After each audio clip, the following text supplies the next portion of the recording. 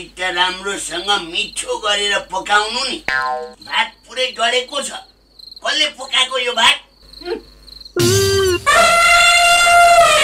ए बुहारीले पो पकाएको हो।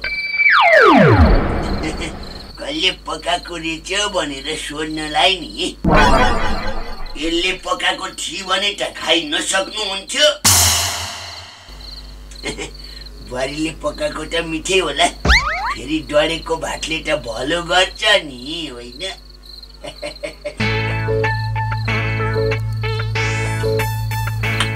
मिठो छ। यत्रो वर्ष मैले पकाएर खुवाएको त तिमीलाई कहिल्यै मिठो भएन, होइन? यो धोबेले चाहिँ डढाएर पकाएको नि मिठो भएन तिमीलाई। के रे कसलाई धोबे भनेको? तँलाई सासूलाई मुखै लाग्छस्। अहिले टिपेर बाहिर फाल्न नपरोस् नि। काकी पनि हुँदो र चाहिँदो पो बोल्नु पर्छ त। बुहारीलाई हल्लाउन त सक्दैनौ, टिपेर फाल्ने रे। चुप लाग हाम्रे। तैँले मुख मात्र चलाउने बुहारी ल्याइछस्, हात पनि चलाउन ल्याउन पर्थ्यो नि।